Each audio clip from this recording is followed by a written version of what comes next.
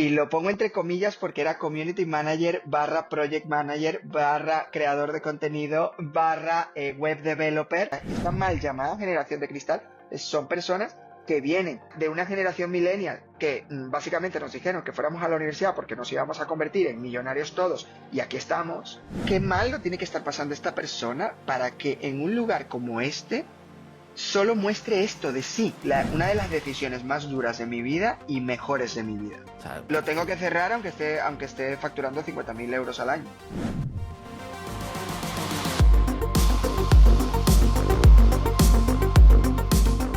Esto es Click Insight, el podcast sin filtros de Willow.io.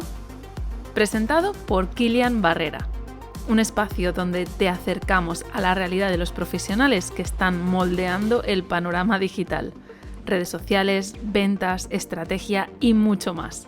Prepárate para hacer clic.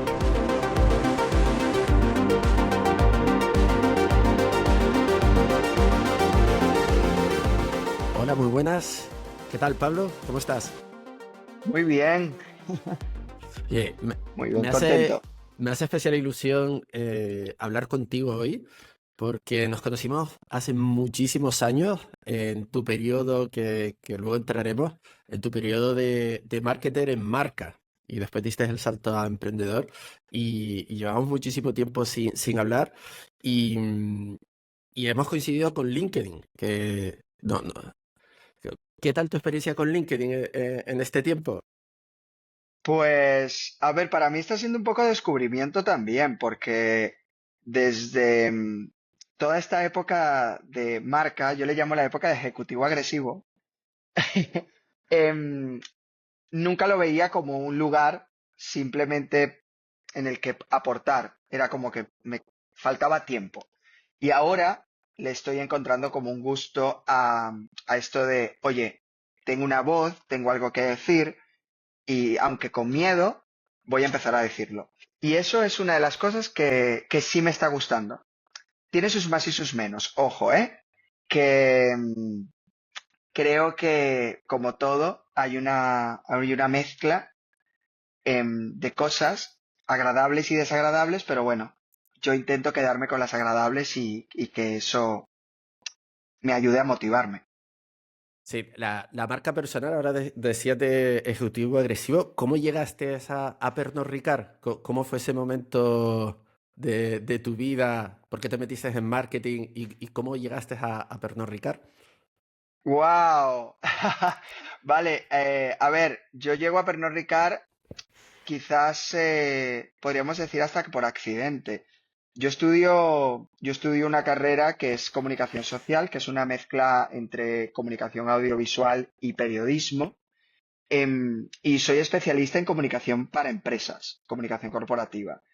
Termino mi carrera y la situación en Venezuela era bastante complicada a nivel político y yo decido el mismo día de mi graduación que yo no quería vivir esa vida y me vengo a España.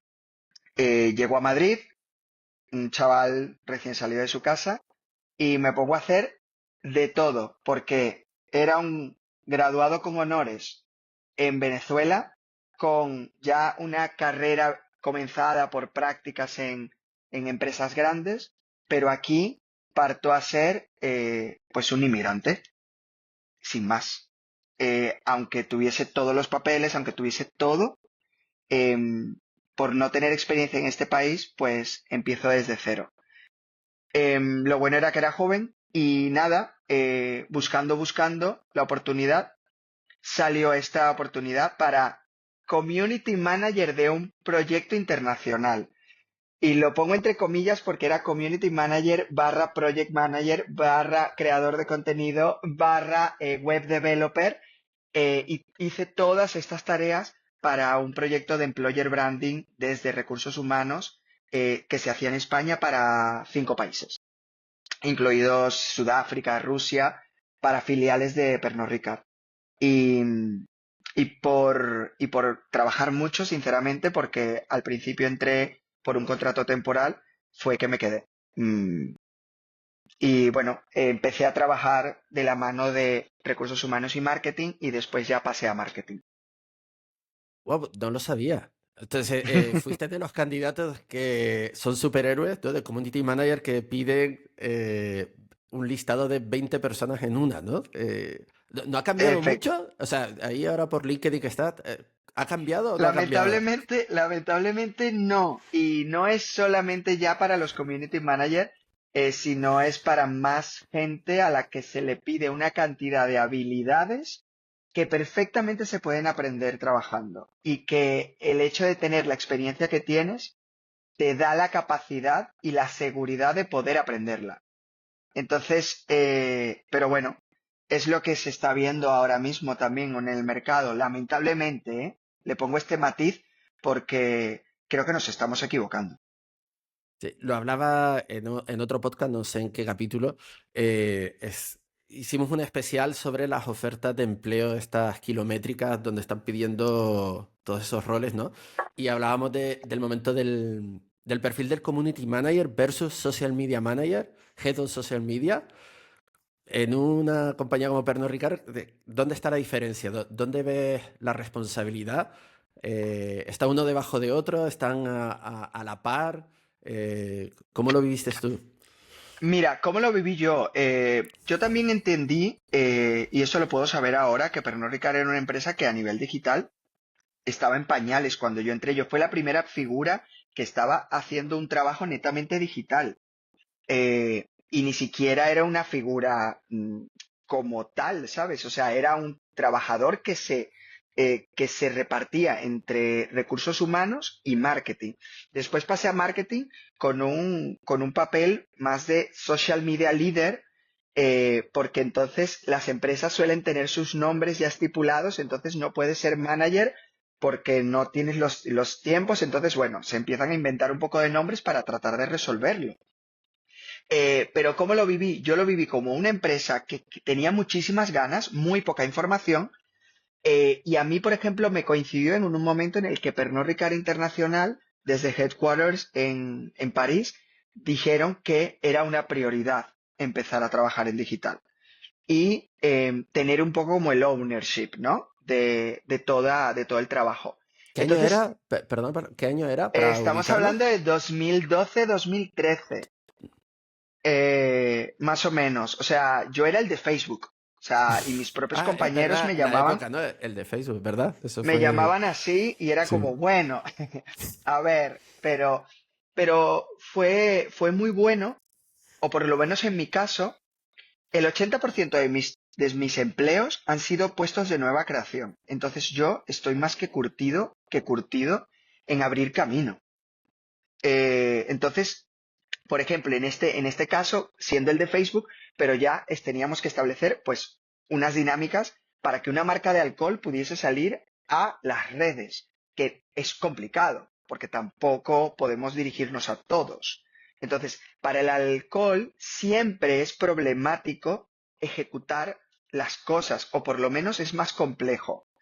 Pero había muchas ganas. Y esas ganas se veían en el presupuesto, en el que cada vez que avanzábamos y hacíamos un pequeño win y demostrábamos algo, en el siguiente presupuesto se abría más camino, se abría a más personal.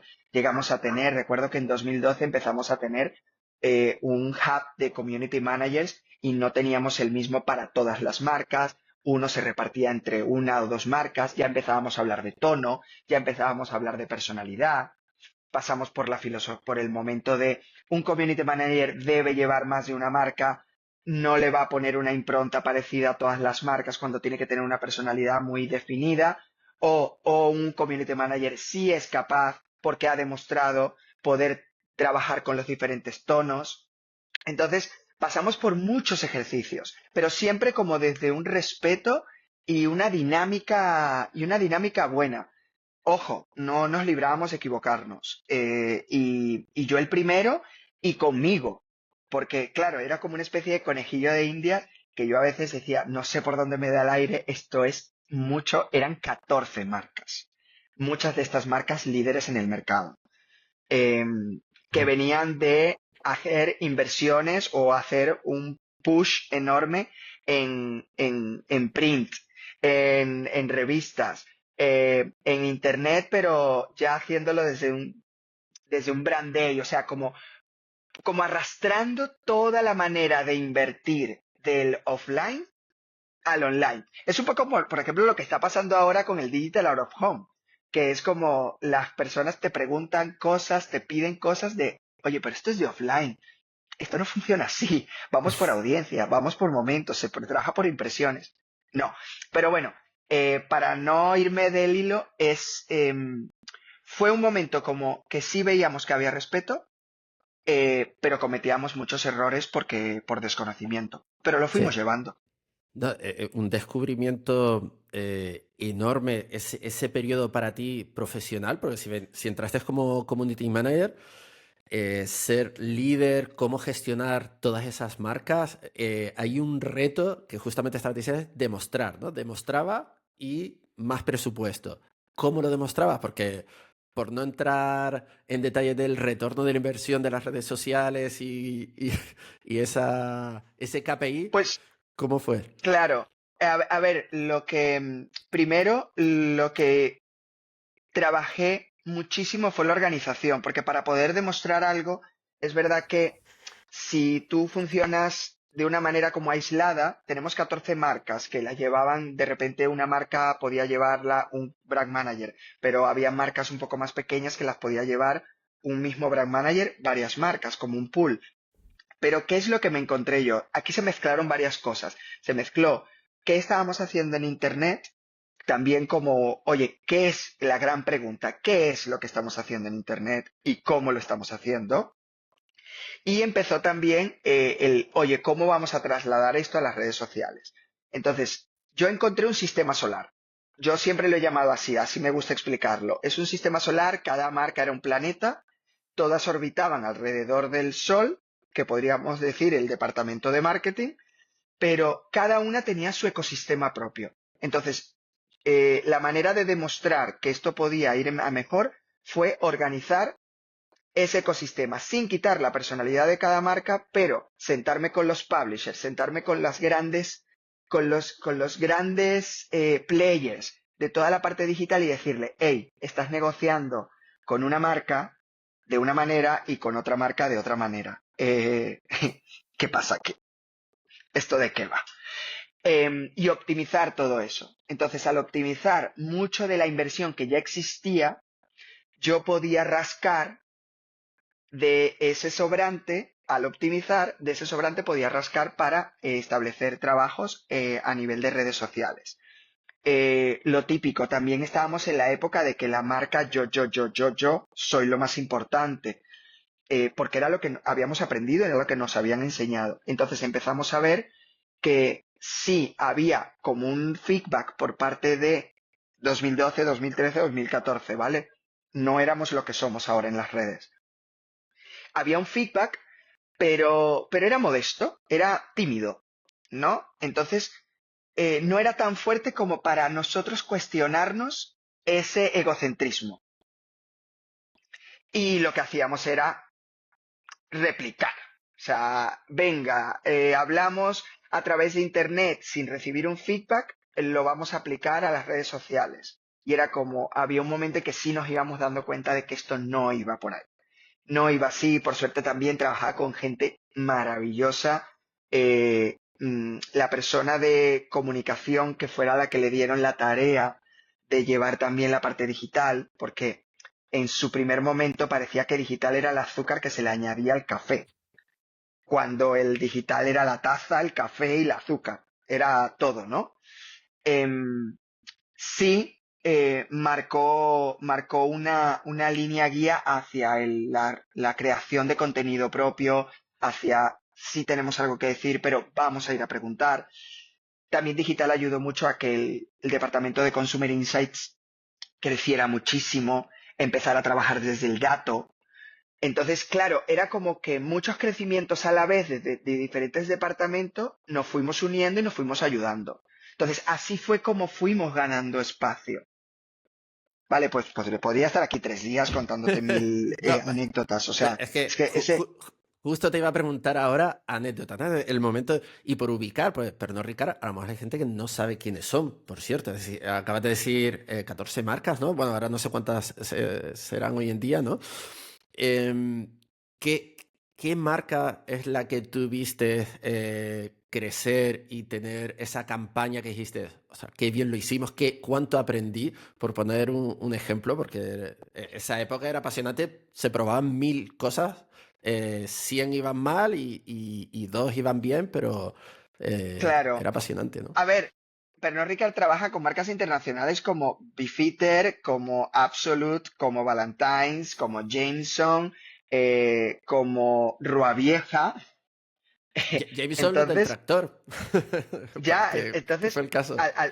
al final son marcas Habana, Habana Club. Entonces, son marcas muy potentes y a veces muy potentes en sus países, en sus países de origen o en países donde tienen un mayor recorrido y no eran quizás tan potentes aquí. A ver, a nivel de consumo, probablemente sí, pero a nivel de lo que decían, a nivel de cómo se mostraban, quizás no. Entonces, también a veces había que luchar contra lo que funciona en Reino Unido, para Bifitter no funciona en España.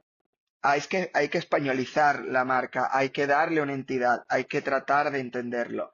Entonces, todo esto iba como a gran escala. Primero, había una escala en la que se le daba mucha importancia a la parte de ventas o al marketing, que iba más enfocado a la venta directa, a más corto plazo, porque también venimos de allí, y se fue creciendo un poco ese marketing de, oye, mediano plazo, de largo plazo, de generar un contenido real. Para mí, por ejemplo, ver a Rua Vieja convertirse de una marca de licor de abuelos en una mesa, en una sobremesa, a convertirse en una marca que cuestiona el cómo hacemos las cosas, cómo trabajamos el tiempo, qué tanto nos conectamos entre seres humanos, llámale familia, llámale amigos.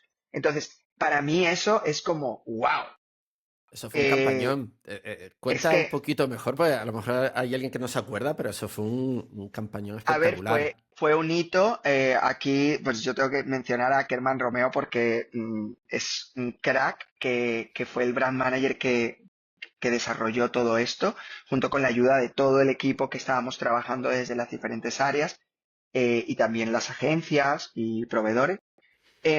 Esto fue como un planteamiento que se hizo es, ¿cómo le damos una entidad a una marca? Esto desde mi lado y recordando un poco, ¿vale?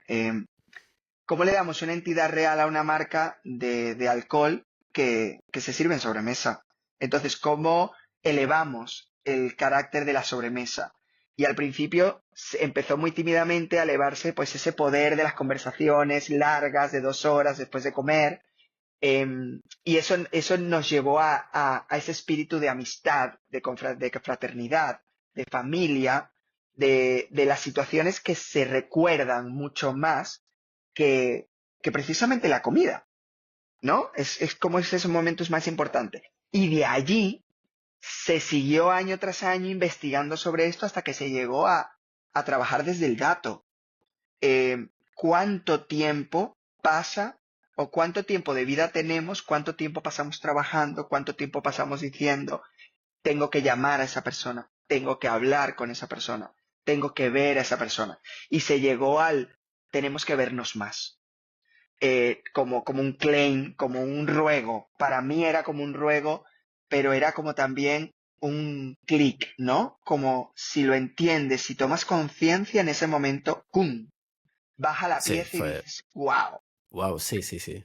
Y una marca pasa y trasciende de ser un licor a ser, pues, un imán, un momento de conexión, porque para Pernod Ricard una cosa es súper importante. Pernod Ricard siempre, por lo menos nosotros en el equipo decíamos, no vendemos alcohol, vendemos momentos, momentos que las personas suelen, pues, disfrutar de una experiencia con una bebida. Entonces, si lo hacíamos desde ese lugar, número uno, cuidábamos a las personas porque siempre hay que tener cuidado a la hora del consumo de alcohol y también eh, encontrábamos estos lugares en los que decíamos, oye, pues sí, es verdad que puede ser que haya una copa de alcohol en ese momento, pero el mundo no gira alrededor de esa copa. Gira alrededor de la experiencia que están viviendo las personas entre sí. O la Las que están dejando emociones. de vivir. O la que están dejando de vivir en el caso de Rua Vieja, que nos recordaba todo eso que queríamos o que estaba por hacer y que no hacíamos. Por si alguien no se acuerda, crearon una página web donde creo que ponías Tú la fecha, calculabas. tú calculabas la fecha, ¿no? Y por la media de fallecimientos, la media de lo que puedes vivir, ¿no? Te calculaba a lo mejor cuántas veces ibas a ver a tu madre, ¿no? O a un amigo. Exactamente. Y te hacía una pregunta de, bueno, ¿cuándo fue la última vez que lo viste? O hacía, ¿no? O algo Sí, te de hacían varias las últimas preguntas, veces, ¿no? o sea, al final, claro, se convirtió, y ahí fue, por ejemplo, cuando empezamos a convertir las páginas web en algo más que un Sí, repositorio de contenido, o sea, había una retroalimentación, eso fue uno de los primeros inicios de retroalimentación de Pernod. Tú ponías varios datos en los que lo que definías era cada cuánto ves a esta persona, una persona eso. importante para ti, cada cuánto lo ves, cuánta edad tienes, y después se hacía con estudios de estadística y con varios más algoritmos matemáticos, te decían, oye, pues en lo que te queda de vida, te quedan solo este tiempo. Y normalmente ese tiempo era impresionante, devastador, podríamos decir, en algunos Sí, casos. totalmente, totalmente, sí. Yo en esa época vivía en Madrid y veía a mi madre 1 o 2 veces al año, en Navidad y en verano, ¿no? Y es que lo recuerdo y lo tengo ahí, fue como, wow, ¿sabes? Lo que acaba de hacer una marca es el trascender, decir, y más yo, no yo siendo canario, Ruaviejas aquí no existe, la competencia, ¿no? Es otra bebida así de Ya, sí, crema. sí, puede ser que Eh, haya Estaba otro. con Valente, sí, está ahí con... y en Madrid está ahí en sobremesa, ¿no? En los bares, ¿no? En los restaurantes, era algo sin más, ¿no? Y dices tú, wow, lo que acaban de hacer. O sea, la parte creativa esta es un espectáculo. Y hablando de las emociones, ¿cómo viviste tú la experiencia de terminar tu periodo en Pernod Ricard? ¿Cómo saliste? ¿Qué aprendiste ahí? ¿Qué recuerdas? Buah. O sea, para mí, yo sigo pensando a día de hoy que ha sido uno de los momentos profesionales más bonitos de mi vida. Yo salgo de Pernod Ricard y siento que salgo por la puerta grande porque yo estuve 5 años en Pernod Ricard, tuve 4 promociones, casi una promoción por año, con lo cual decía, oye, pues a nivel de balance personal digo, lo estoy haciendo bien. Em, y fue una época súper vertiginosa. Pernod Ricard es maravillosa, pero te engancha y el mundo también del Spirits es un mundo que se vive también en la calle. Entonces, es mucho trabajo el que se hace dentro, en oficina, y mucho trabajo que también sale afuera. Entonces, para mí, 5 años pasaron así, porque yo personalmente podía empezar un poco de vida o sea, vida profesional de lunes a viernes, pero esa vida profesional fuera de estar en contacto con el mundo para ver cómo se movía, para ver que los eventos funcionaran, que los eventos que se estaban digitalizando al mismo tiempo también funcionaran. Entonces éramos como muy piña de estar. Nos gustaba mucho estar. Y claro, este horario para llevarlo complicado. No te das cuenta cuando estás allí, después que sales, dices, ostras, es que me sobra tiempo. Eh, y fue muy bueno. O sea, yo le llamo la época de ejecutivo agresivo, no por agresivo mal, sino porque es esta típica foto de Nacho Cano, trabajador tipo Nacho Cano a doble teclado, multitasking, Multitasking, haciendo ¿no? cosas. En la mañana estás haciendo una cosa, en la tarde estás haciendo otra. Con Pernod Ricard igual te despertabas un día en Madrid, al otro día estabas en otra ciudad, porque tenías que ir a un evento, porque había un tour, porque estaba rotando, porque había una fiesta, porque tienes ventas en grandes superficies, tienes ventas en bares, en restaurantes, en discotecas. Entonces, claro, todo, y siempre hay un evento, siempre hay una marca, o sea, si estamos hablando de 14 marcas en ese momento, pues imagínate que siempre hay una marca que está haciendo algo y que puede estar esto vinculado con tu trabajo. Entonces, no para. aprendí eso, aprendí a abrir camino, aprendí a ser pionero, no por elección, pero sí por convicción, después de un momento. Aprendí una capacidad de análisis. Yo siempre me he considerado como un perfil creativo, pero Pernod Ricard me enseñó a trabajar con el dato, a generar un contexto y hacer una especie de exposición, pero toda basada en un dato. Entonces, a bajar todas estas cosas que quieres hacer para que después no se desmonten, no se caigan. Y has dicho el dato Ahí fue varias cuando te veces. conocí a ti, Sí, también, nos conocimos. Sí, sí, en sí. esa época de mayor dato. Hay una duda que tengo es, ¿quién en la industria ahora mismo, quién necesita más el dato? ¿La marca, la agencia creativa, la agencia de medios, ambos? ¿Cómo fue esa relación con las agencias, ¿no? Porque sí, no sé si ha cambiado mucho desde entonces o cómo y más en esa época, ¿cómo consiguió Pernod Ricard trabajar con las agencias desde el dato? O sea, ¿qué tal lo viviste ahí? A ver, al principio comenzamos pues un poco en pañales a trabajarlo, confiando en el dato ciego que nos daban las agencias. Luego empezamos a meter como una capa de inteligencia. Yo justo estuve como liderando un proyecto, o sea, liderando desde marketing, pero esto era como un proyecto transversal de bajada del dato. Tanto es así que nosotros llegamos a hacer datos propios, o sea, tener nomenclaturas de datos y fórmulas propias para poder establecer la tasa de éxito de nuestras acciones. No solamente los típicos datos que tenemos, el ROI o el CAC o todos los datos de una campaña, ¿no? Publicitaria, toda la parte de CPM y CTR y ratios y todo que me puede quedar aquí 2 horas. También empezamos a mezclar esto con datos de Consumer Insights, con datos de consumo, con datos de momentos de consumo, para poder saber un poco en qué momento hablarle y cuándo hablarle. Empezamos también nosotros a hacernos como preguntas, o sea, pero preguntas sin respuesta.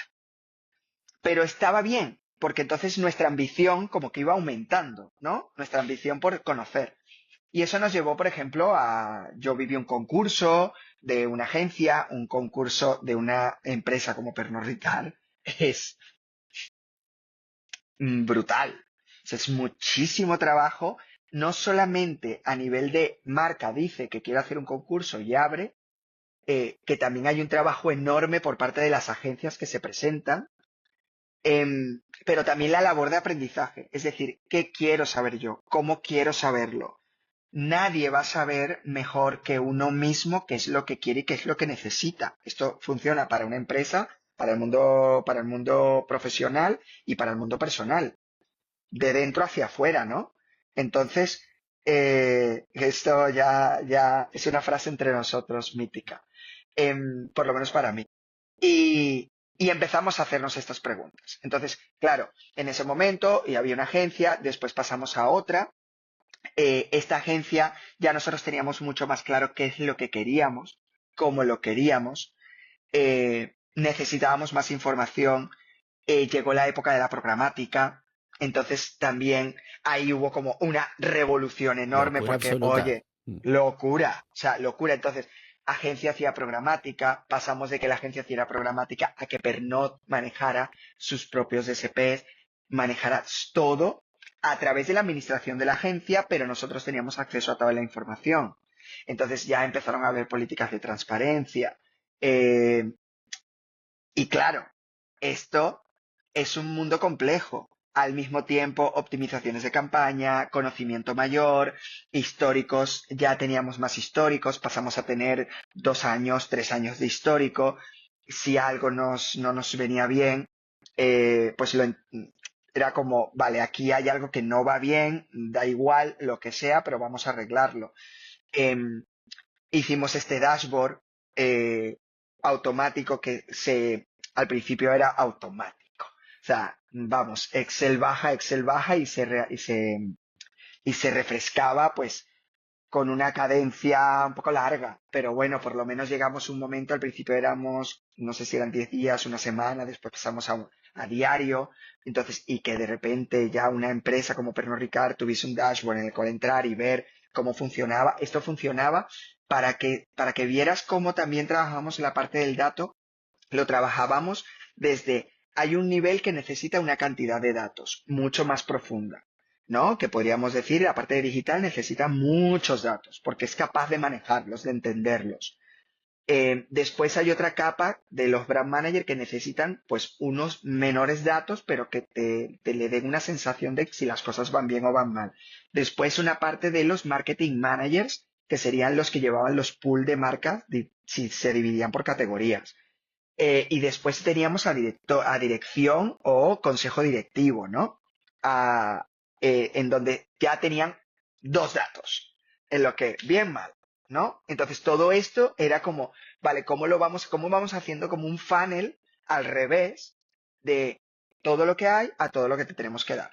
Em, Empezamos a manejar también todo esto, empezamos a reunirnos muchísimo. Yo por ejemplo era súper pro reunirme con proveedores directamente. O sea, tenía 2 días a la semana, 2 horas por cada día, en la que siempre lo llenaba con proveedores. Cuéntame qué haces, cómo lo haces, qué estás logrando, qué tienes en mente, hacia dónde vas. Y a mí eso me daba como mucho poder a través del conocimiento de decirle a la agencia, oye, he visto a esta persona, esto me gusta, esto no, esto me parece interesante, me gustaría que me lo mostraras, trabaja sobre esto. Con la agencia pasamos, por ejemplo, de tener personal que no conocíamos, o sea, que sabíamos que trabajaba para la marca, pero esto se organizaba desde la agencia, a nosotros organizar el personal de la agencia que trabajaba para Pernod Ricard y era de forma exclusiva. O sea, llegué a coordinar 14 personas con la cual tenía comunicación directa. Normalmente antes había un account manager, con el account manager hablabas pa. No, o sea, esto era mucho más ágil, mucho mejor y nos convertimos en una empresa muy exigente. A día de hoy, mi marido se dedica a este mundo y se encuentra gente por allí y decía, buah, es que Pablo pedía. Y yo decía, pero lo dicen bien. Y me dice, no, lo dicen bien, eras bueno, pero pedías. Entonces, claro, eh, fue, fue fantástico poder trabajar de la mano. También era un alivio. Lo que pasa es que sí te ibas dando cuenta de que habían cosas que se llevaban haciendo de una manera y tenían que ir cambiando. Entonces, a veces la forma era o ir dando feedback o si la agencia no tomaba en cuenta lo suficiente para nosotros ese feedback, pues entonces teníamos que ejecutar cambios. Claro. Y así fue como fuimos pasando por estos concursos, Mm. por estas situaciones. Eh, el concurso, oye, ni aposta me lo dejas ahí porque lo decías antes que afrontaste un concurso enorme de todo un cambio de agencia en Pernod Ricard y hay una pregunta siempre ahí, hay algo que, bueno, recurrentemente aparece también por LinkedIn, que es los concursos de las grandes marcas cuando piden ahí a agencias creativas sobre todo. Pagado o no pagado, invitación cerrada, abierta. ¿Qué opinión tienes tú al respecto? ¿No? Porque veo gente del mundo agencia que se opone y considera, sobre todo por ejemplo concursos públicos, de, oye, págame este trabajo que son un montón de horas y después hay casos y todo de, oye, esa fue una idea creativa que nosotros pusimos y la ejecutó otra agencia, ¿no? Sin entrar en eso. ¿Qué opinión tienes al respecto? Mi opinión personal, más allá, porque yo no represento a Sí, sí, sí, nadie, total, personal. mi opinión personal es que si una convocatoria es privada, o sea, es decir, tú estás invitando, yo creo que debería estar pagado. Este pago debería establecerse de una manera también simbólica, es decir, no creo que se deba pagar todas las horas, si lo miran por horas, o todo el esfuerzo, o toda la maquinaria, pero sin embargo, yo que he vivido no solo concursos de agencias de medios, sino concursos de agencias creativas, de agencias de eventos, de agencias también de distribución. eh, es mucho curro. Es mucho curro y tú le ves una real emoción y una real motivación a esas personas. Entonces, yo creo que sí hay una parte que merece esto. Y también creo que no solo merece ser pagado, sino que merece como unas condiciones de concurso, de no uso si no se coge, o de salidas. Oye, me gusta mucho esto, lo quiero hacer con otra porque me ha gustado la ejecución de estos contigo. ¿Cómo hacemos para llevar esto? ¿Cómo te lo compro? Mayor ¿Sabes? feedback, ¿no? Que, Mayor claro, que feedback haya un real feedback después, ¿no? y que exista como una especie de, como de contrato marco un poco tipo, y que todos empecemos a trabajar por eso. Es que donde haya diferentes salidas, si me gusta y lo cojo, si me gusta una parte, pero no te voy a coger a ti para ejecutarlo, si me gusta tu ejecución, pero no me gusta tu idea y voy a cogerla de otro. ¿Sabes? Entonces, porque son casuísticas que se dan todo el rato y se Mm. llevan repitiendo años. Décadas, sí, totalmente, ¿no? Entonces, Te- a ver, no vamos a poder sentarnos y hablar de esto. Y a mí es que me da mucha pena, pero es que esto de los concursos, por ejemplo, yo he llegado a escuchar a personas que están buscando empleo y están haciendo casos, porque les piden casos prácticos para demostrar sus capacidades y su valía, y ver marcas de fast fashion que sé que han sacado colecciones a partir de casos prácticos de personas que no han cogido. Oh, qué duro, qué Entonces han duro. sacado modelos, ¿sabes? Entonces tú dices, oye, sí, entendemos que no le has quitado a una persona, no has hecho toda la colección, pero si a cada persona le quitas un modelo y vas haciendo un Frankenstein más lo que se hace dentro de la empresa, oye, uff. ¿Cómo ves? Y más ahora desde fuera, ¿no? Pues llevas tiempo y ahora hablaremos de tu emprendimiento, que tengo muchas ganas de hablar de esa fase tuya, pero por terminar ese periodo con Pernod Ricard, ¿cuánto de consciente es la marca de el esfuerzo, o no esfuerzo, o cómo la agencia gestiona su equipo, las horas extra, los fines de semana? ¿Crees que hay un cambio más consciente de las marcas para tener relaciones más sanas con las agencias, o no ha cambiado en los últimos 10 años? A ver, a mí me resulta difícil hablarte a nivel general. Las generalizaciones me dan muchísima Ya, rabia. bueno, desde tu Eh, opinión, desde mi experiencia, por ejemplo, yo sí que, a ver, yo soy una persona como muy empática, como exageradamente sensible y empática. Entonces, para mí era como importante, pero yo no, en mi carrera hasta ahora, que ahora para mí desde hace poco, pocos años hay como un cambio de planteamiento, yo no vi en una mesa de reuniones preguntar acerca de un poco el ambiente social, la cultura de la agencia. Lo que sí se tomaba muy en cuenta era un poco ese halo, esa atmósfera de, de bienestar, ¿no? De que todo parecía bien, de que la gente no estaba como asustada. ¿Sabes? Si se notaba eso, probablemente eso iba a incidir en el éxito de esa agencia. Eh, por lo menos en las empresas donde yo estuve se buscaba, pues eso, que se trabajara desde un buen lugar, ¿no? Hmm. Y que todo el mundo estuviese como muy vinculado y que hubiese un respeto también. Vi muchos momentos en los que no había respeto y se habló, se dijo, y estas cosas así, ¿no? Eh, pero también yo creo que va dentro de cada persona. Venimos de una escuela de marketing bastante agresiva, venimos de yo creo que es como una sociedad de al más, ¿no? Y entonces, para poder conseguir ese más y más, eh, a veces las prácticas no son las mejores, o por lo menos las cosas que tomas en cuenta o las que les pones conciencia no son tantas, ¿no? Es un poco el momento caballo de, Sí, uy, mejor. muchas agencias también dicen, le echan la culpa al cliente, ¿no? Que siempre avisa tarde, siempre es para ayer, que no pueden... Y no le quito, corre- es más, no le quito razón en muchos casos, porque el problema creo que, y ya esto sí es como más a mayores, es que vivimos como en nuestra burbuja. Entonces, tú te han dicho algo, tienes que generar algo, hay un deadline. Entonces, hay un momento en el que si no valoras lo suficiente el trabajo que hacen estos proveedores para ti, no vas a permitirte darles tiempo. Entonces, la movida es quién soy yo, qué hago aquí, cómo impacto, o sea, cuál es mi entorno y cómo le impacto. Entonces, si yo quiero hacerlo bien, o por lo menos yo siempre he pensado, yo cuando trabajaba en Pernod, al tiempo, me hice como una especie de mantra que para poder sobrellevar a veces también todo tan rápido. Y era como, yo me quiero acostar sabiendo que he hecho algo bueno.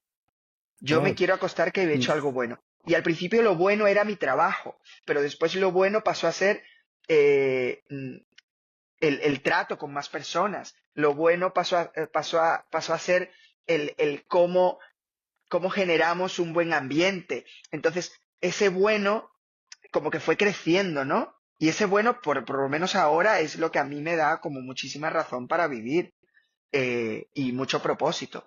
Entonces, yo no le quito razón en el que a veces no se tiene en cuenta, pero es eso, en el momento en el que tú desde tu burbuja no valoras lo que los demás hacen por ti, no les vas a dar el tiempo. Y ojo, tiene otra consecuencia, probablemente no valores tampoco tu trabajo a nivel profundo. la calidad del trabajo, ¿no? Con el tiempo. Resultado siempre ya, ¿no? Y lo antes posible y no ver un poquito el respeto al La cantidad tiempo. de resultado y no la cualidad del resultado. Totalmente, Entonces, ¿no? Y háblate, lo has dicho varias veces, esa transformación tuya poquito a poco, y llega un momento donde a mí me sorprendió y viéndolo desde fuera, me pareció súper valiente ese momento de montar un e-commerce en un año y no cualquier e-commerce. ya. Por favor, vamos a ir tu lado emprendedor. ¿Cómo te atreves? ¿Cómo dices tú? ¿Por qué no te fuiste a trabajar a otra gran compañía o agencia? Emprendes. O sea, ¿qué locura te A dio ver, para, a para ver, emprender? esto también tiene una historia. O sea, yo me voy de Pernod Ricard por la puerta grande, pero yo me voy a otra multinacional de entretenimiento. Y Es me voy a verdad. liderar un proyecto de transformación digital brutal. O Es sea, en verdad. el mundo de la Perdón, sí, es música. O verdad. sea, Es verdad, es se me verdad. Sí, hacía chiribita los ojos. O sea, esto era es wow. verdad. Entonces, em, el problema vino cuando se cortó el presupuesto de este proyecto después de un año. Entonces, este proyecto había estado como en concepción. Yo llevé toda la concepción, el estudio de cómo lo íbamos a hacer, como un trabajo de consultoría de transformación digital.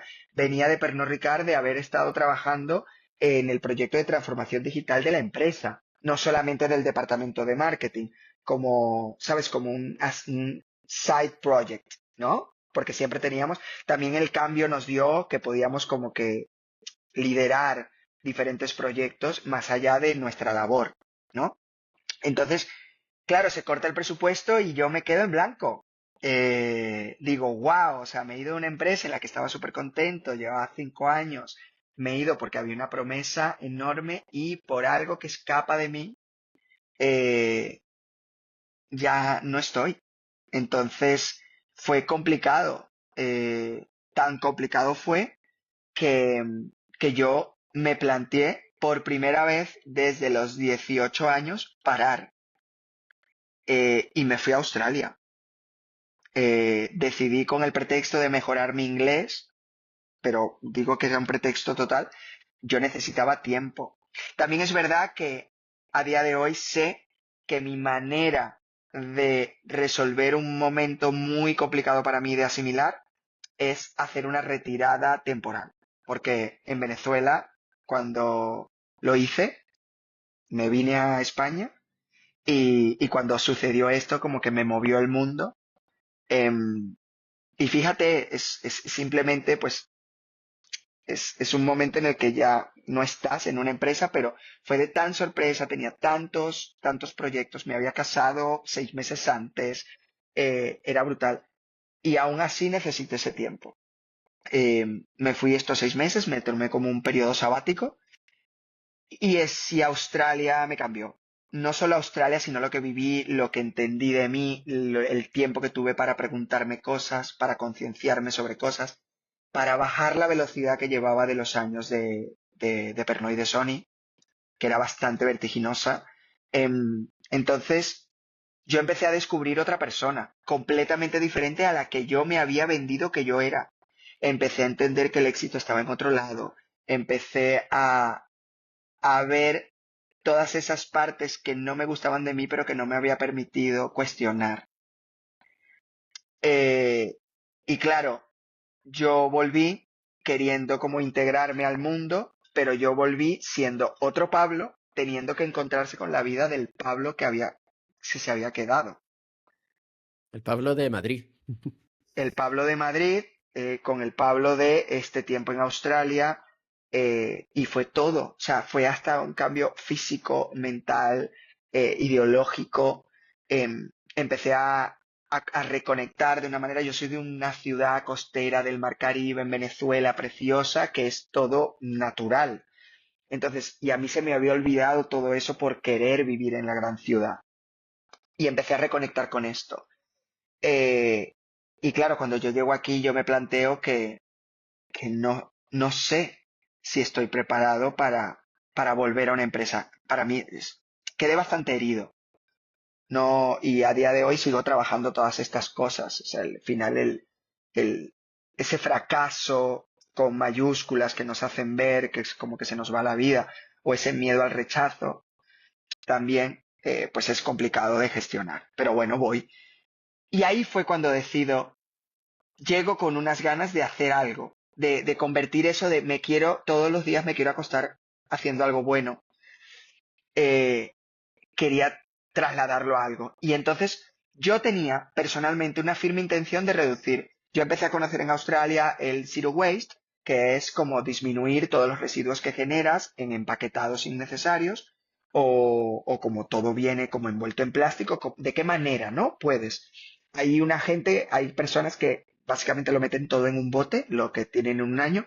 Para mí no era un punto de vista tan radical, pero sí era como, oye, ¿cómo puedo reducirlo? Me costó una barbaridad. Una barbaridad. Y ahí fue cuando pensé, yo digo, si yo que tengo la firme intención de hacerlo me está costando tanto, ¿por qué no ayudo a personas a hacerlo de una manera más fácil?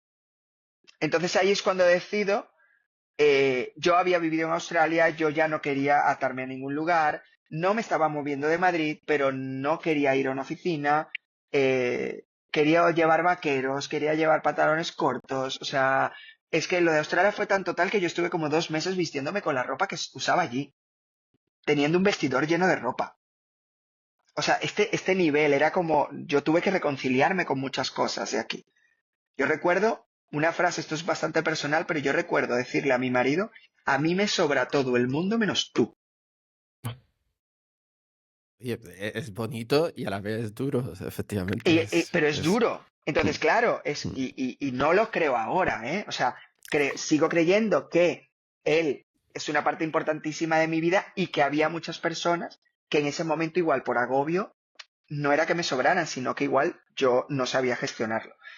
También vida y aspectos y cosas. Entonces, nada, me pongo con ello, me pongo a investigar. Tardo, pues, como unos 8 meses en montar todo, porque empecé desde investigación, yo no sabía nada. Pero no sabía nada de nada, yo no había emprendido, yo había trabajado en una multinacional, había estudiado, he hecho muchas cosas, soy una persona muy proactiva eh, y muy curiosa, pero yo no había montado nunca un negocio. Entonces me empecé a poner sombreros y desde el branding hasta la web, hasta las fotos, hasta toda la parte operativa y logística, todo, Todo sí, sí. Tú solo y todo yo, tú solo, ¿no? No, no, todo no, yo no hay cofundador, sacando, no hay socio. no hay cofundador, no hay socio, o sea, ¿por qué? Porque claro, de alguna manera yo también venía de no estar generando dinero, de haberme dado un tiempo para pensar, todo esto pues de alguna manera va incidiendo en los ahorros. Y dije, también desde mi punto de vista de optimización, que normalmente es el que tengo, dije, ¿cómo puedo montar un negocio que no me conlleve una inversión tan grande? Entonces, para mí un e-commerce era una manera una manera fácil, podía empezar con poquitas referencias y después ir aumentando, pero si yo iba metiendo a gente, pues esto se iba a complicar y yo no tenía un respaldo económico detrás. Entonces, bueno, pues lo hice como buenamente pude. Fue muy bien. Yo salí un septiembre del 2019. La pandemia llegó en 2020. La pandemia fue fantástica para mí. Fantástico. O sea, no lo sabéis, pero también creo que para todos los e-commerce, porque las personas necesitaban comprar y tenían tiempo para pensar. Entonces, y para la sostenibilidad también fue un hito muy grande, porque las personas veían realmente en la calle el efecto de reducir su manera de consumir. No el consumo, su manera. Entonces, claro, la empresa fue así. A todas estas, yo siempre era como que todo lo que ganaba lo reinvertía. Y hubo un momento en el que también dije, bueno, pero tengo que vivir de algo. Y estuve trabajando también con otros proyectos. Y ahí sí, fue la gente hacía pan.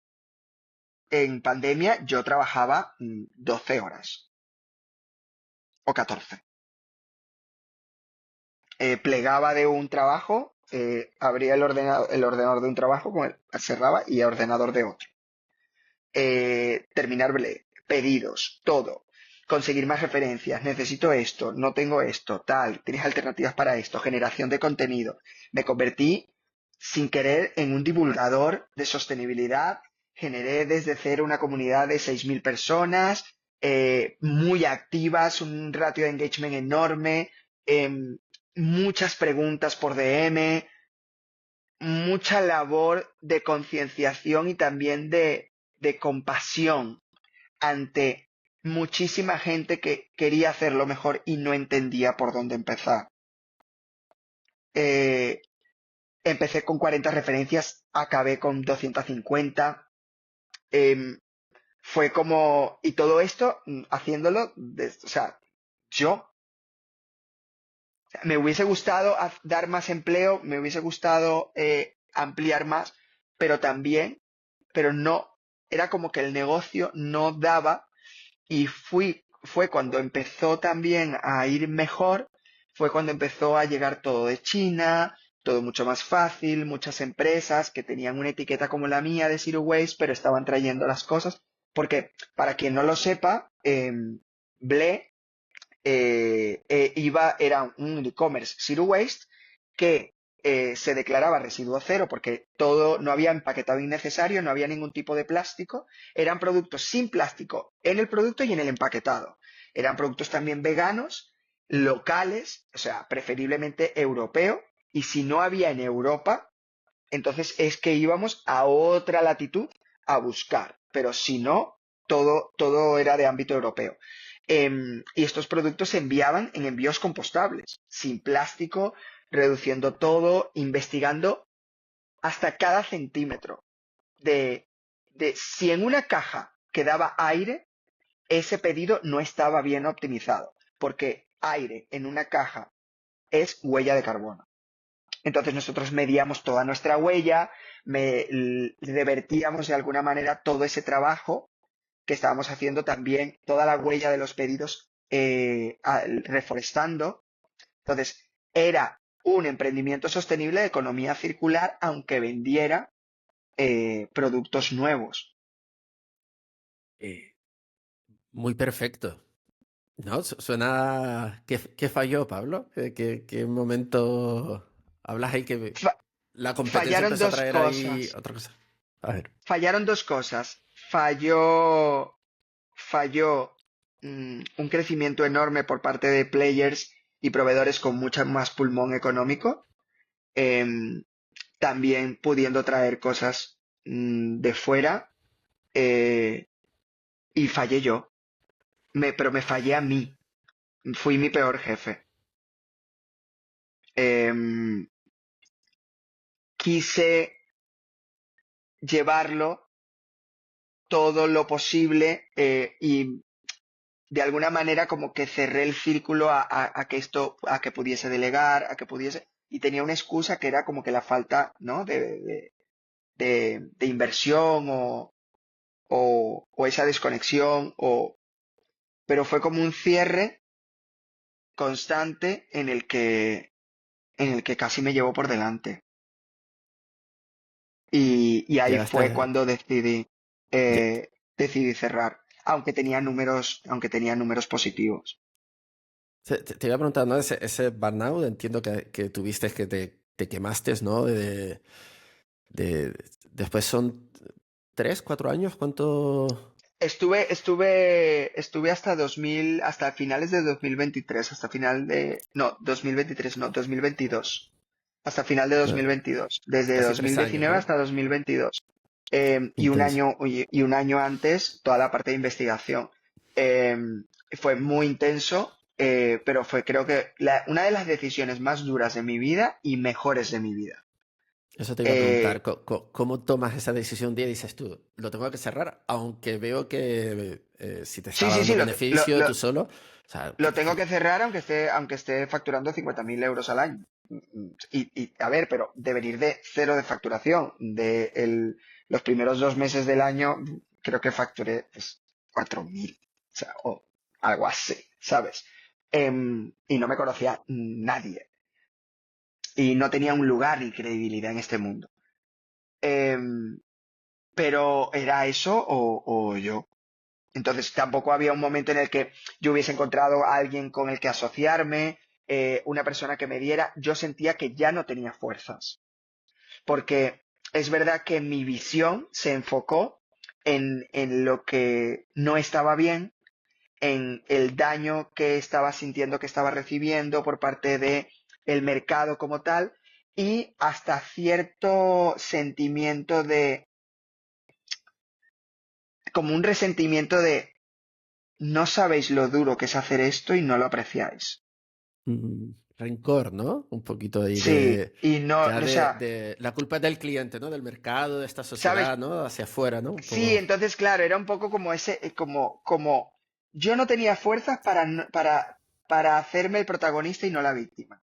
Entonces, me victimicé, pero creo Wow. que también el hecho de que eso pasara fue lo que me ayudó a poder cerrar este capítulo, a poder coger más fuerzas, porque yo, a día de hoy, Kilian, no sé si yo estuviese bien con la sostenibilidad, con todo esto, si yo no hubiese cortado ese patrón. Porque estaba empezando a no sentirme bien en mi propia piel, en mi propio cambio, en lo que me importaba tanto. Y ahora sí, Obsesionaste, ahora me ¿no? importa y gracias Te- a eso. te obsesionaste ahí en tu idea, ¿no? En De que sacarlo adelante, en ir en esto tiene que salir porque esto está muy pensado y por más pensado que estuviera, también no sé si me ayudó a emprender solo. Probablemente si hubiese tenido una compañía, y esto creo que te lo dije hace años también, o sea, en una conversación, si hubiese tenido a alguien, hubiese sido un poco más llevadero, porque al final, cuando uno está o- mal, o- el otro sí, levanta y o hubiese se cambian durado menos. papeles. La estadística te pone que hubiese durado menos. Hay más proyectos que se Es que, rompen claro, por socios que no van a la misma energía, a la misma fuerza. Bueno, nunca se sabe, ¿no? Nunca se sabe. Pero sí es verdad que sí, yo viví también un momento ese de mirar hacia afuera y echarle la culpa al mercado, al cliente. No se dan cuenta, ellos no saben, ¿no? Y haces un cambio. En algún momento es una experiencia que de alguna manera yo en esa época, claro, lees, escuchas muchos podcasts, buscas respuestas y empiezas a decir, ostras, no, a lo mejor el problema soy yo, cómo estoy enfocando esto. Ese crecimiento personal y superando este momento que tan duro, eh, en tu vida el crecimiento personal te ha acompañado a día de hoy.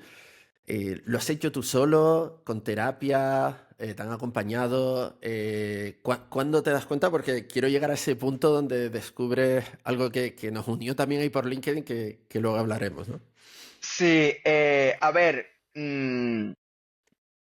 yo como que tengo una visión bastante como diferente del mundo. No estoy diciendo que sea mejor ni peor, sino es como diferente. Suelo ser como una rara avis en mi entorno. Entonces yo creo que esto me da como un poder de perspectiva, ¿no? Pero normalmente yo esto lo trabajaba como un defecto, ¿no? Como, oye, yo no termino de encajar, yo no termino de moverme, ¿no? Y yo diciendo, joder, con tantas habilidades que tengo, porque lo sé, por suerte. Em, pero sí es verdad que a medida que fui creciendo, yo he vivido muchas cosas, he vivido un cambio de país solo, eh, eh, lo que hemos contado en Pernod Ricard, pionero, pionero, pionero, abriendo caminos, después lo que pasó con Sony, después Australia, después. Entonces son como muchas situaciones que si tú las ves, dices, ostras, esto es bastante exigente. Yo no lo veía así. Y ahí fue cuando me empezó a ayudar tanto la terapia como el crecimiento personal. En la época de Pernod, por suerte, yo decidí ir a terapia.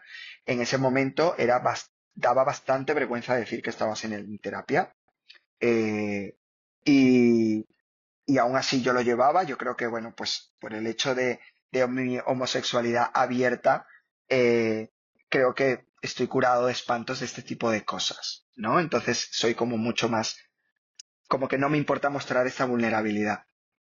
Em, y me ayudó muchísimo. Paré porque sentí que tenía todo controlado y después vino una época propia, o sea, de gestionarme yo mismo. Toda esta parte después de Sony, de Australia, cuando volví, quise volver a terapia y leí muchísimo durante todo este tiempo, mucho leer no solo libros, sino artículos, podcasts, blogs, escuchar, ver, o sea, como que abrir la mente, ¿no? Y hay un momento en el que tienes como que mucha sed.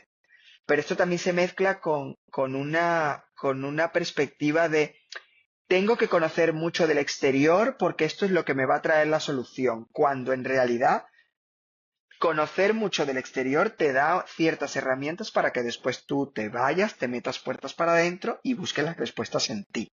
Y ese fue para mí el proceso en el que me ha ayudado. Yo he tenido como mentores o personas que me parecen súper importantes, mis psicólogas. eh, los últimos año y medio también he tenido un psicólogo porque también hubo un hito importante que fue el descubrimiento de las altas capacidades de adulto, la hipersensibilidad, estas neurodivergencias que le gusta a la gente llamar con etiquetas, pero bueno, para mí ahora son superpoderes. Eh, y lo mezclé también con una persona en Albiol, que es una persona que seguí muchísimo, Borja Vilaseca también, que lo he seguido muchísimo, y más personas que han ido pasando por el camino, que he ido encontrando no solo eh, a través de ellos, sino que por el entorno que he ido generando por vincularme a todo esto. Entonces, para mí, es tan importante el acompañamiento profesional, reglado, que podríamos decir, ¿no? A nivel psicológico, como ese acompañamiento más de crecimiento personal, más de poder. Venimos de muchas cosas, mucha cultura del esfuerzo, mucha... Uf, o sea, es que Sí, aquí estamos en esto da para contra, ¿eh? mucho. Ya lo he tocado, sí, sí. Estoy siempre, no sé, en todos los podcasts, por cierto. Para los que te vean, mi cámara falló y entonces miro ahí, pero ahora estoy allí, entonces ha muerto, o sea, no enciende ya. O sea, esto, Logitech, no, me ha Por durado favor, nada, un gracias. año y poco. Algo. Em, Obsolescencia programada, bueno, pues Total, melón. total, o sea, súper raro. No, crecimiento personal. Yo, de hecho, me acabo de terminar hace poquito, hace nada, un mes, uno de los libros de Ana Albiol, que me lo recomendó ¿El mi, primero o el mi segundo? pareja. El segundo, el segundo. Segundo. Sí, sí, sí. Y No creía en eso. De hecho, todo el tema este de levantarse a las 5 de la mañana, crecimiento personal, coach, mentores, todo eso me sonaba a montón de humo. Y es, oye, trabaja y estudia y haz las cosas y me sonaba todo muy, muy raro, ¿no? Y estaba totalmente equivocado, lo he repetido muchas veces. Y quería compartir contigo un pensamiento que tengo es, ¿crees que como emprendedor y también persona que ha trabajado en un Pernod Ricard, etcétera, cada vez pienso más que debería estar ya casi obligado, como el momento del cheque de la comida de una gran empresa, ¿no? Es decir, cada vez pienso más la responsabilidad de las empresas en cuidar a sus equipos, a las personas, a esos trabajadores y tener ya ese psicólogo constante, o casi no diría obligar, porque no se puede obligar, pero al menos hacer más trabajo de visibilizar que ese esfuerzo, ese estrés, esa ansiedad constante no es sano. No puedes tomar buenas decisiones. Necesitas trabajar en ti y en ese crecimiento personal, ¿no? Y a mí me ha cambiado, ¿no? No sé cómo ahora, en la posición de ahora que tienes, si volvieses atrás, ¿cambiarías muchas decisiones? A ver, lo que pasa es que todas las decisiones que he tomado me han llevado hasta aquí. Entonces, Sin de alguna arrepentimiento. manera, Más bien haciendo un recap, dices tú, ostras, a si mí hubiese lo, sabido a, esto, ¿no?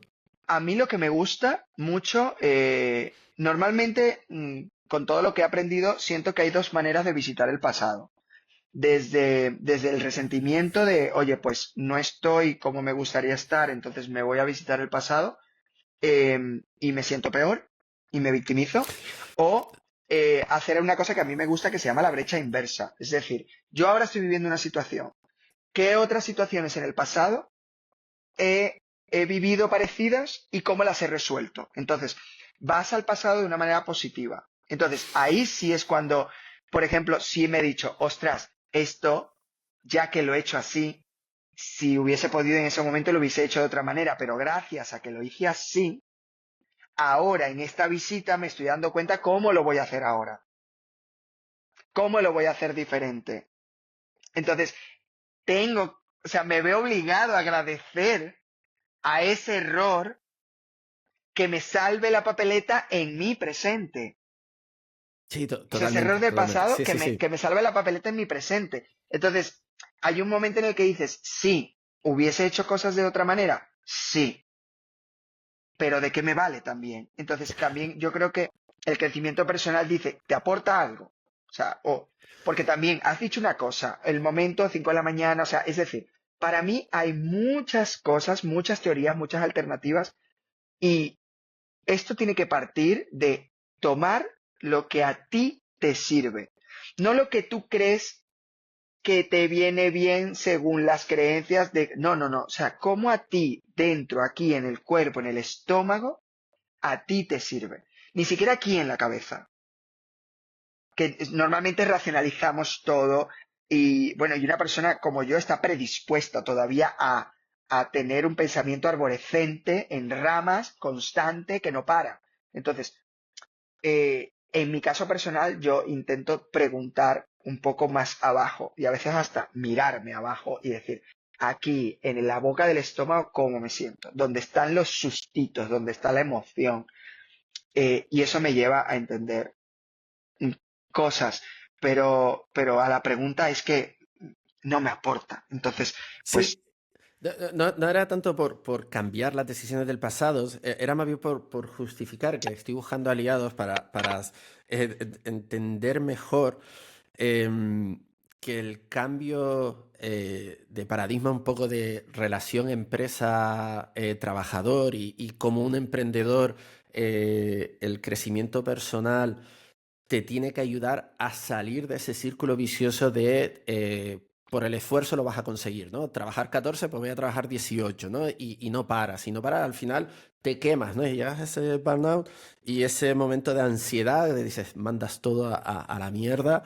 Y claro, yo miro atrás y por eso decía de, ostras, tenía que haber, ojalá haber tenido las herramientas que sé ahora, no de manera eso no, negativa, sino más eso bien es de dar brutal, ejemplo, en eso es plan, recurrente. eso. Eso es eh, recurrente, hombre. A eh, ver. Era más ese punto de, Esto, oye, tú si nos estás escuchando, tienes 20, 40, 50, lo que sea, y ves eso desde fuera con escepticismo, como unos frikis que van a psicólogos porque están locos, ¿no? Que hay ese estigma, ¿no? Oye, no, o sea, de verdad que es algo que es obligado como leerte cualquier libro de marketing, ¿no? sí, para mí es algo, podría decir más que obligado, es como necesario, que puede ayudarte. Ojo, también partiendo desde el respeto máximo en el que es un privilegio en este país y en muchos otros ir al psicólogo, que es un privilegio que no todo el mundo tiene porque no tenemos una seguridad social que cubra esto o que le dé importancia a la salud mental. Y para mí esto es como o sea, un puño sobre la mesa. ¿Por qué? Porque no solo la parte gubernamental, sino también la parte empresarial, estamos en un mundo en el que cada vez nos piden más efectividad, ¿no? Y también este mundo está cada vez más hiperestimulado a nivel de información. Entonces, nunca hemos tenido una época en la cual hemos estado más rodeados de una optimización constante más un cambio constante. Entonces, ¿y en qué parte el humano ha crecido y ha evolucionado con esto? O sea, no en lo que hace el humano, sino el humano en sí. O sea, nuestra mente, nuestro corazón, nuestro cerebro, o sea, cómo nosotros nos preparamos para llevar esta carrera tan amplia y tan rápida. Entonces, ahí es cuando juega un papel importante el gobierno y las empresas para decir, oye, que sepas que te voy a exigir porque el mundo no para de exigirse a sí mismo, pero también voy a cuidarte. Y entonces te voy a dar herramientas para que tú puedas sanar y para que tú, en lugar de pensar que tienes que hacer 16 horas, pienses no en el esfuerzo, sino en la constancia. Pero también Ese es el tienen punto. muchas cosas que cambiar. Tienen que cambiar perspectivas del capitalismo, tienen que cambiar muchas cosas. Y ojo, yo no soy una persona que quiera vivir en una cabaña, alejado del mundo. No, Sí, es que para no tiene nada que nada, ver, no tiene nada que ver. para nada. Adoro la tecnología, adoro el poder de cómo podemos evolucionar la forma y la magia en el que las personas y la sociedad hacemos cosas, pero estamos muy enfermos y necesitamos curar una parte. Y así como vamos al médico para curar algo que está mal específico que vemos, tenemos que empezar a materializar o a darle una entidad material a esta parte interna que llámale alma, llámale energía, llámale como quieras, pero es la que te despierta y te diferencia de ser una masa inerte. Totalmente, totalmente. Pablo, y hay un punto que no, coincidimos ahí en LinkedIn, que fue una publicación, ahora no recuerdo quién fue, hablando de las personas altamente sensibles. Paz, que dice, ¿no? Y ahí coincidimos en esa publicación. Em, bueno, la escribiste tú, ¿no? Hubo pero es que Una hablamos que la en escribiste varias. tú, eso fue varias, pero Y es que otra acabo de estuvimos hilar, ¿eh? hablando. Esa Esto, estuvimos gente, ya hablando. sabes que esto es No recuerdo el freestyle. nombre porque si no lo Sí, mencionaría porque no, por no hay nada deferencia. preparado, ya sabes que ya lo repito mucho, esto es freestyle, me encanta de que fluya, ¿no? Lo que sea. Y me encanta, Y, me está encantando que lo y sepas. O sí, sea, estoy súper a gusto. yo también. Y más ese momento de abrirte a contarlo, ¿no? Y es algo que mientras más miro a mi entorno, veo esa neurodivergencia que decías antes de etiquetas. ¿Qué es para ti? ¿Qué has aprendido de conocerte más, de, mm, de cómo eres tú, cómo te afecta tu entorno, quién eres? Esa transformación me parece preciosa y creo que, y más en el entorno profesional, y lo sufren muchísimo las mujeres también. eh, Buah, las que que, más. las que más, ¿no? Lo he visto también por mi pareja, que de hecho creó enseguida hay un grupo de mujeres paz que fue una locura de repente cómo lo cuentan, ¿no? Y como dices esto es un patrón, ¿no? Y hay personas así que desde fuera juzgamos, ¿no? Y es uno de los problemas que tenemos, que siempre estamos juzgando los de fuera, ¿no? ¿Cómo ha sido ese cambio? Que es como salir ahí de la crisálida, ¿no? Buah, complicado, ¿eh? Porque lo que no te cuentan es que yo no sé si la mariposa siente dolor cuando sale de la crisálida. Pero la mayoría de estos cambios, hay un momento de aceptación que duele muchísimo. Primero, como que lo rechazas. Entonces, ¿no? Como que te rehusas a esto, entonces hay una rabia, hay una especie de discusión interna, que no lleva a nada, porque esto es lo que es, o sea, y más vale que lo aceptes, porque antes lo aceptes, no lo vas a saber manejar, pero vas a ponerte en marcha a poder gestionarlo. Em, y todo esto, por ejemplo, en mi caso viene, yo siempre he sido como una persona sensible, pero por mi andar en el mundo era como que yo era muy sensible, más de lo normal, y esto no era visto como una capacidad buena. Era Pablo se toma las cosas personales, Pablo eh, tiene la piel muy fina, o más, ¿sabes? O más, o Pablo no para, o sea, es como, ¿por qué necesitas más información? ¿Por qué necesitas... era como molesto, ¿no? Para ciertas personas. Em, y esto duele mucho, y te cambia mucho, y te genera muchas creencias, y te modifica para sobrevivir. Y escondes muchas cosas, ¿no? Y empiezas a esconder muchísimas Con esa cosas, y máscara. entonces, pero tú sigues siendo el mismo debajo de esta máscara. Entonces, esto es súper contraproducente porque no puedes mentir. O sea, no puedes mentir todo el rato, no puedes mantener el tipo todo el rato. Entonces, se generan como problemas de estados de alerta, de ansiedad, de cosas, por querer retraer algo que realmente eres tú, es tu esencia. Y en mi caso, viene, número uno, por toda la parte de homosexualidad también vivida desde esa parte de antes de salir del armario y después de salir del armario, que, que para mí, por suerte, yo salí del armario y me mudé a otro país, entonces, claro, yo comencé una historia, recomencé, ¿no? Pero después entonces empiezas a encontrar que no es solo esto, pero ¿qué pasa? Em, y al tiempo, pues descubro esto de persona altamente sensible y empiezo a decir, wow, ¿esto qué es? O a veces en algún comentario o en algún texto que he leído salirse una lágrima, por empatizar tanto de decir, ¿qué pasa aquí? Porque esta persona está hablando de mí, ¿no? O sea, y ahí es cuando te sorprendes y empiezas a atar cabos, empiezas a darte cuenta de por qué mm, te afligen ciertas cosas que no le afligen al resto, por qué las injusticias te afectan tanto, por qué el cambio de tono de una persona lo notas al vuelo, porque estás en un lugar y si alguien no lo está pasando bien, tú eres el primero que se da cuenta, aunque ni siquiera estés hablando con esa persona. Em, o también cómo sufres el dolor ajeno tanto como el tuyo. Entonces, a veces no te queda, o sea, como que no te queda tiempo para la felicidad entre tanto dolor ajeno y después llega el tuyo y vas relevando. Entonces, todas estas cosas empiezas a entenderlas y pasas de esto es un castigo, o sea, esto porque a mí, a responsabilizarte por ello y a entenderlo como, no como un defecto, sino como un superpoder. Em, pero esto a mí se me mezcló con el descubrimiento de las altas capacidades intelectuales y un perfil de hipersensibilidad. Ya no solamente una persona paz, sino una persona hipersensible. Em, y, y yo me di cuenta que he pasado muchísimo tiempo tratando de ser la persona que yo pensaba que estaba bien para que encajara. ¿No? O sea, es como ese arquetipo de persona, más trabajando en marketing, arquetipo, yo decía, buah, es que yo aquí busco y me hago un Frankenstein y entonces no pasa nada.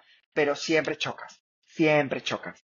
Y, y el problema de siempre chocar es que hay un momento en que empiezas a creer que estás mal. O sea, que el que está mal eres tú. Y no estás mal tú, está mal tu performance. Eso que quieres vender. Entonces tienes que empezar a abrazarte y aceptarte Y esto es muy complicado porque a veces hay que abrazar, porque cuando hablamos de abrazar no es que abrazo mi parte más guay o qué bien hablo, ¿no? O cómo qué poco le cuesta a Pablo expresarse. No es abrazar esta, es abrazar las partes oscuras, en lo que no eres bueno, en lo que no te sientes bien, en lo que no se te da, en lo que quieres hacer y no puedes, en los Buah, miedos, eso es muy duro, ¿eh? en Eso los sí es. miedos. Eh, em, y por ejemplo, eso es lo que estoy afrontando yo ahora. O sea, me estoy mostrando ahora al mundo desde un lugar personal que a mí me habían vendido que no podía hablar, que yo tenía que ser una persona profesional y que de estas cosas no se hablaba, que yo tenía que ser una persona masculina en el caso de la homosexualidad y que estas cosas tal, ¿sabes? O sea, es como ir quitando capas a una cebolla, pero diciendo como, ¡guau! Es que este soy yo. Este soy yo. Y yo soy una persona que trabaja, que tiene capacidades, que ha estudiado una carrera, que ha adquirido una experiencia, pero sigo siendo una persona.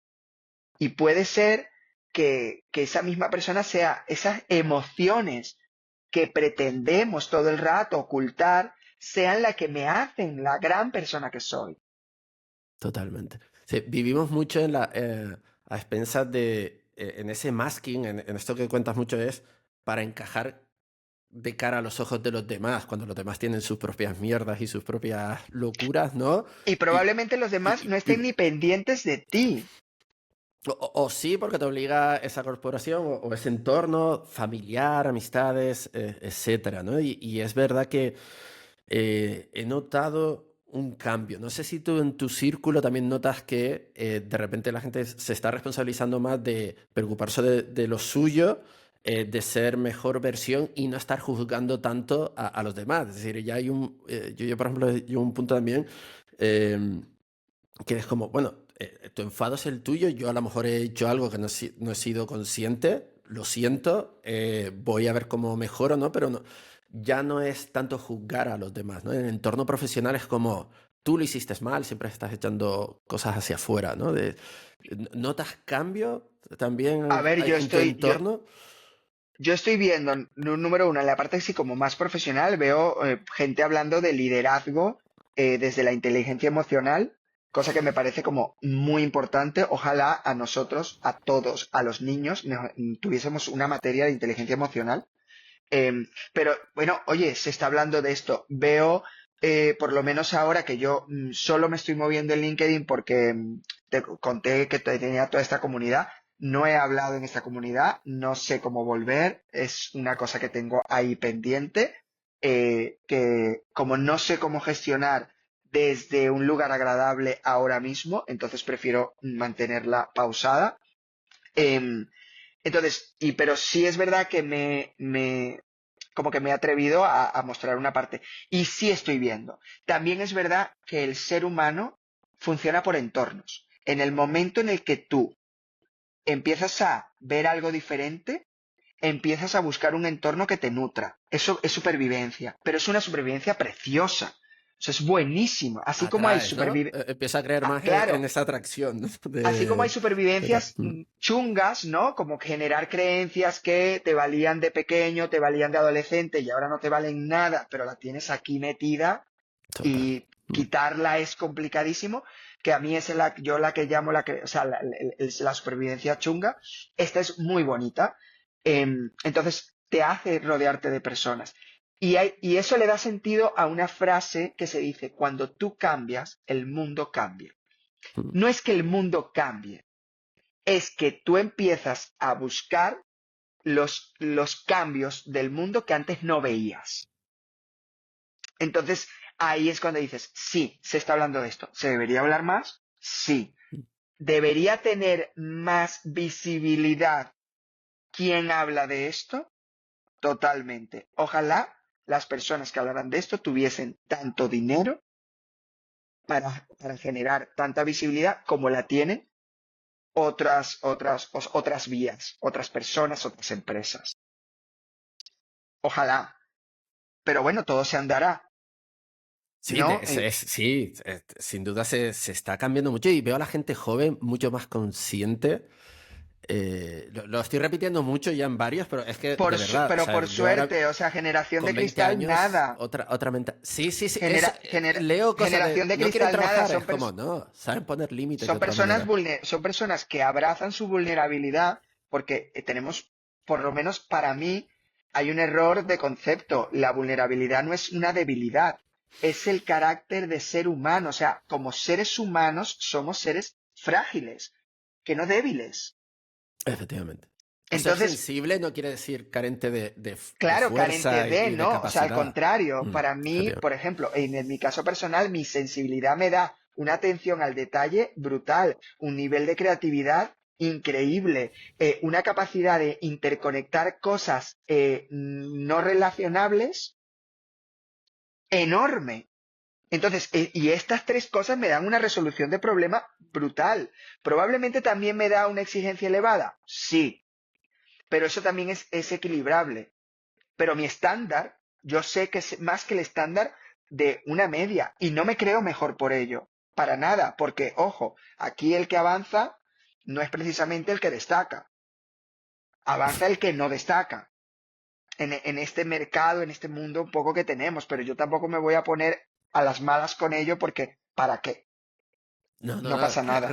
Entonces, Recuerda, no es de fuera, es de dentro. claro, por eso. Y Sí. volviendo al tema, justamente, entonces, esta mal llamada generación de cristal son personas que vienen de una generación millennial que básicamente nos dijeron que fuéramos a la universidad porque nos íbamos a convertir en millonarios todos y aquí estamos, A tener emprendiendo, casa y buscándonos, todo o eso. sea, tratando de hacer, no nos parecemos en nada a la generación anterior, no tenemos ni casa, no tenemos, o sea, hola, o sea, intentamos ir llevando la vida. Entonces, estas personas están viendo y decir, a ver, yo no me creo, o sea, yo no me creo el cuento que a ti te contaron.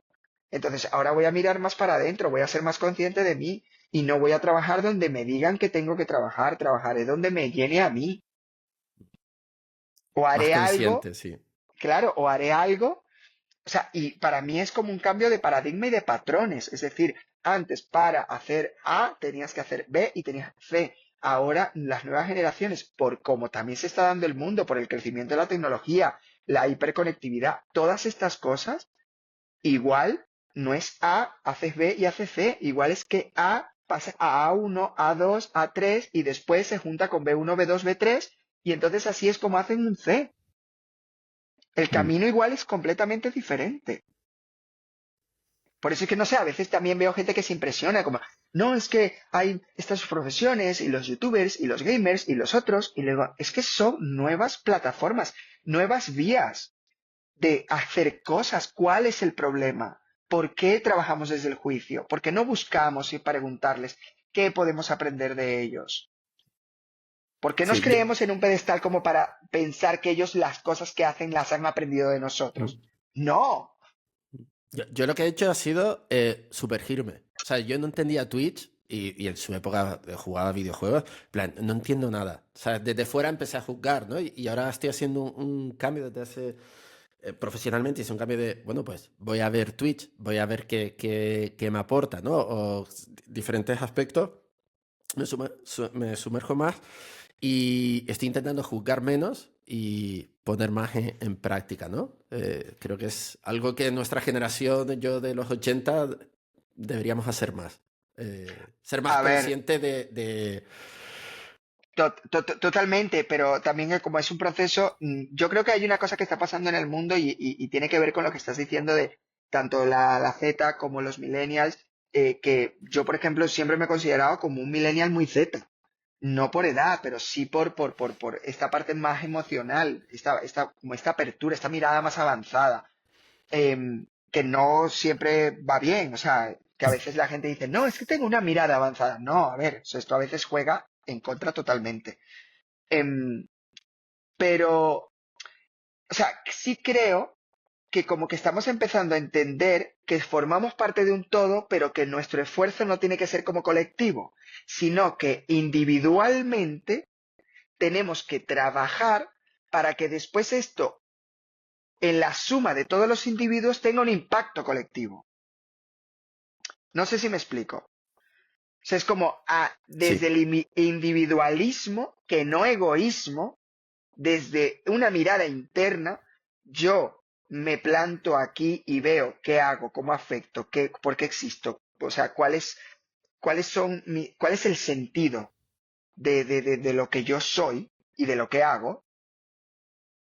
Y luego, al mismo tiempo que yo hago esto, tú lo haces, lo hacen millones de personas, y entonces esto emerge como un impacto colectivo. Y ahí es cuando nos juzgamos, porque entonces yo me estoy mirando a mí, no te estoy mirando a ti ni lo que haces tú. Haces, no Entonces haces y todo. yo después me alineo o sea, me alineo contigo, te conviertes en mi aliado. Y Vamos a es una sumar más, mirada, ¿no? claro, y es una mirada abundante, no una mirada de amenaza, escasa.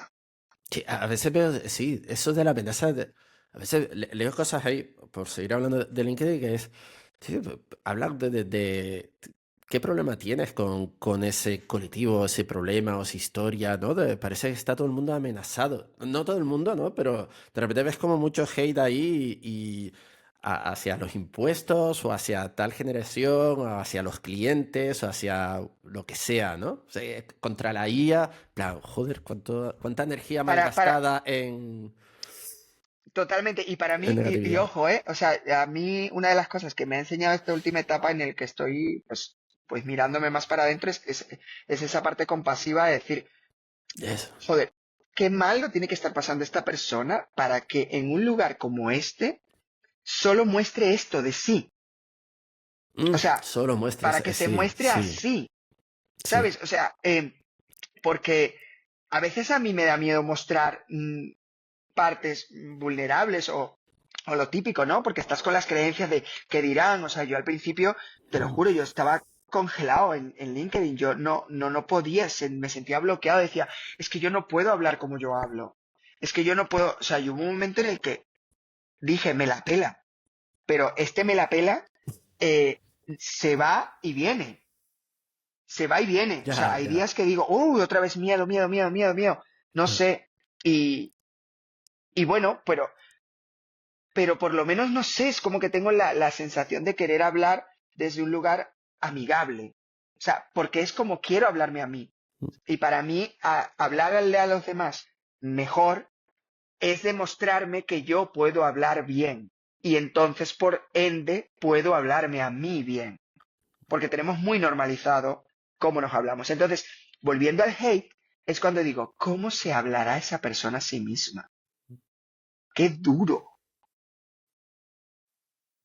Sí, no, muchas de esas personas en presencial que he conocido, a lo mejor no tiene esa conciencia o está en ansiolíticos por ahí, o en el O, o, alcohol, o, o o, escondido de otra manera, ¿no? Sí, claro, a lamentablemente ver, sí, hay mucho. todo el Tam- mundo está buscando, perdón que te interrumpa, todo el mundo está buscando lidiar de alguna manera y hace lo que puede, lo mejor que puede con lo que tiene.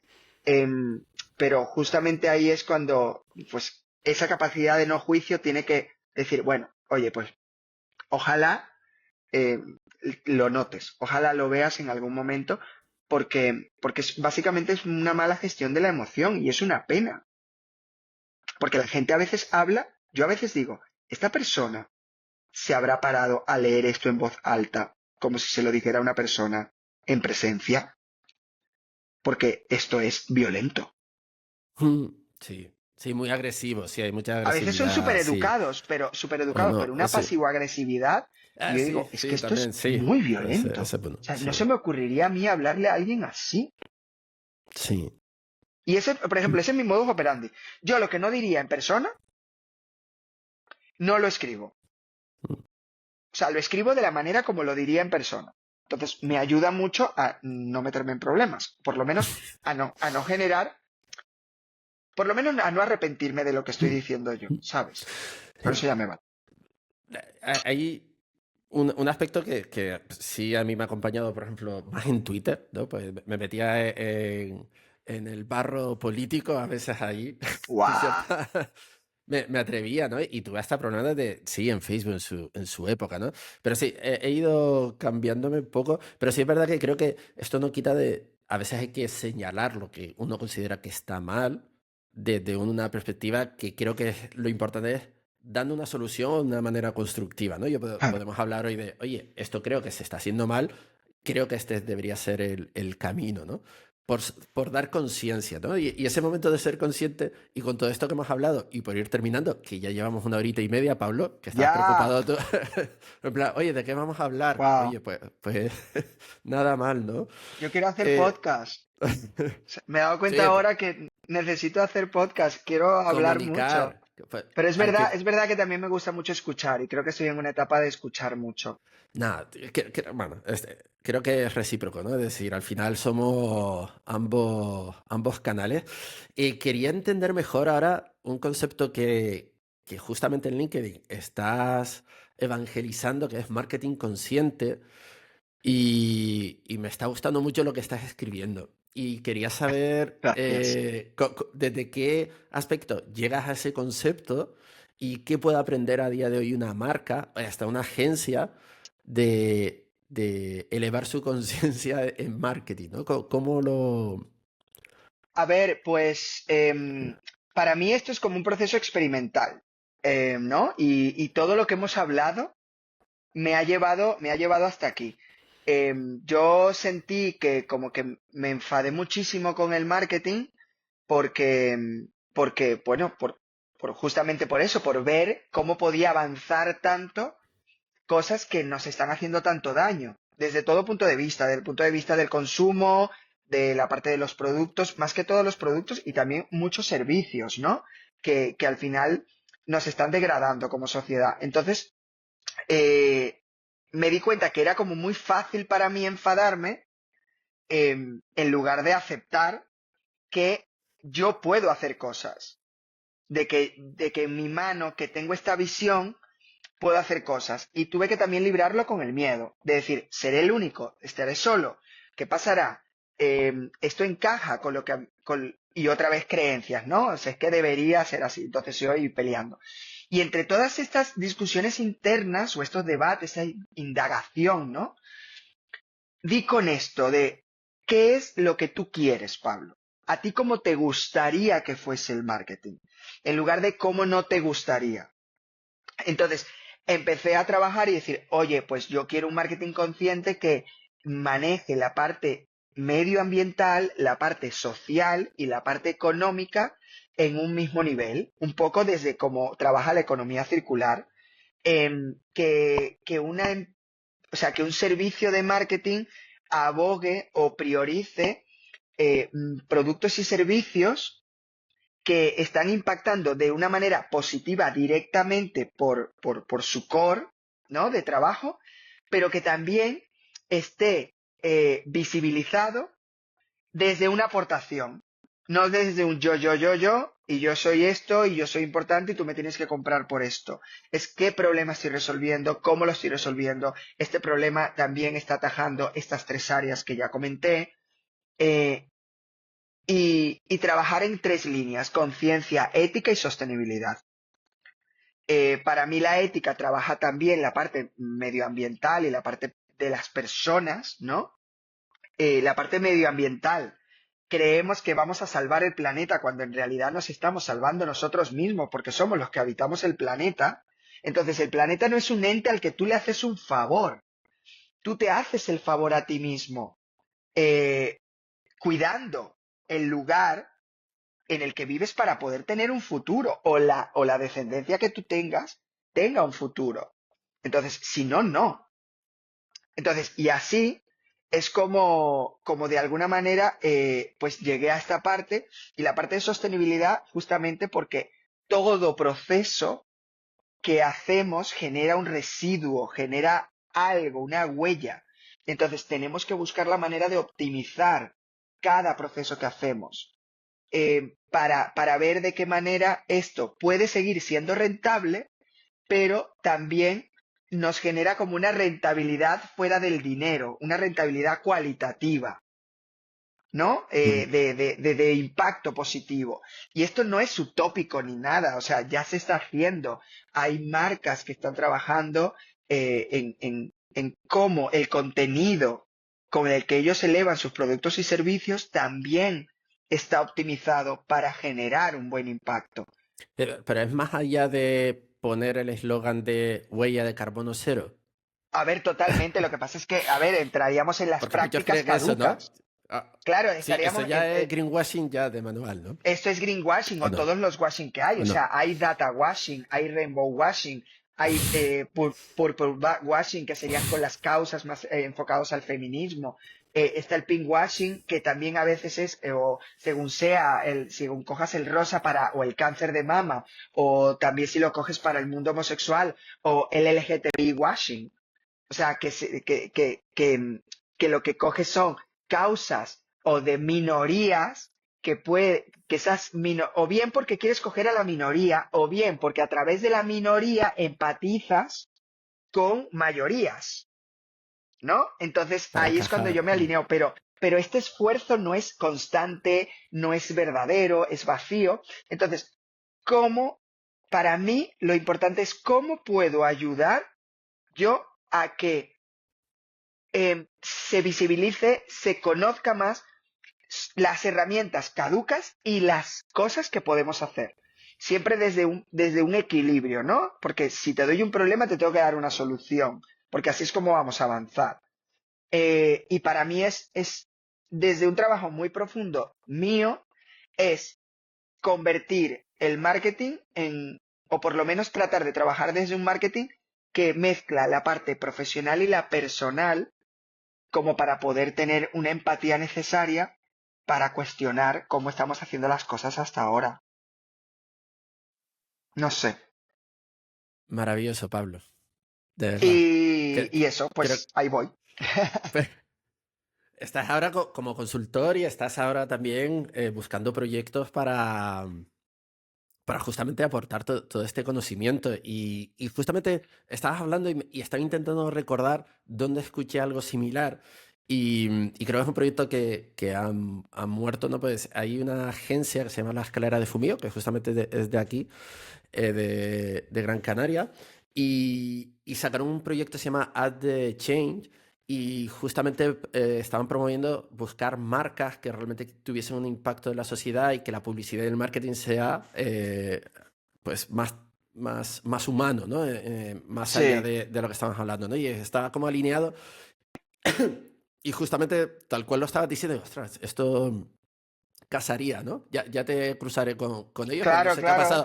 Sacaron hasta totalmente. un podcast y todo, que era como, buscaban de hecho marcas para ayudarlas en su marketing para justamente, iban en la línea de lo que estás diciendo y creo que es una tendencia que, que debería estar como por defecto, ¿no? Es decir, A ver, y es súper aplicable. O sea, al final todo esto a veces tiene como un discurso como más rimbombante, porque como que mezcla muchas cosas y se requiere mucho para poder explicarlo, pero que hay muchas cosas que se pueden hacer. O sea, yo estoy hablando de ejemplos tontos como hasta el merchandising. O sea, de repente vas a darle un regalo a una persona que realmente se está convirtiendo en un castigo para esa persona porque es un boli que no va, que no funciona, o que viene desde China.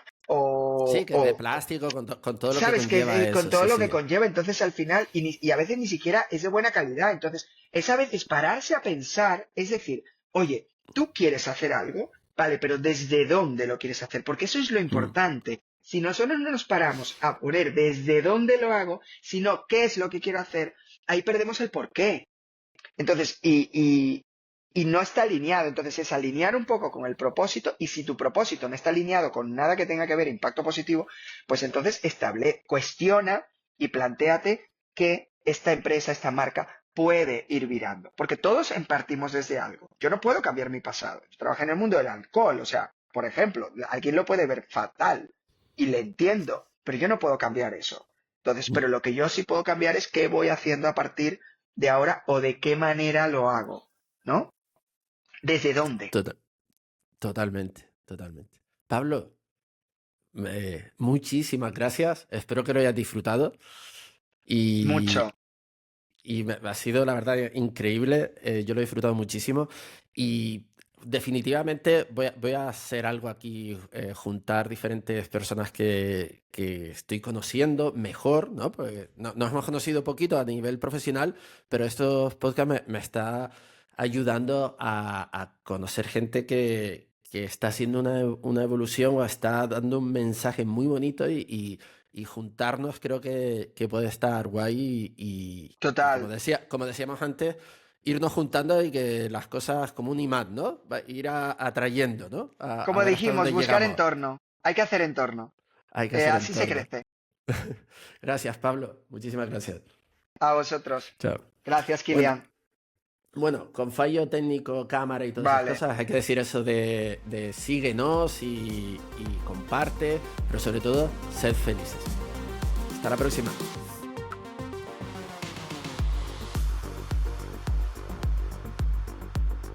Gracias por escuchar otro episodio más de Click Insight. Si todavía no lo has hecho, no te olvides de suscribirte o añadir el podcast a tus favoritos para no perderte la próxima entrega.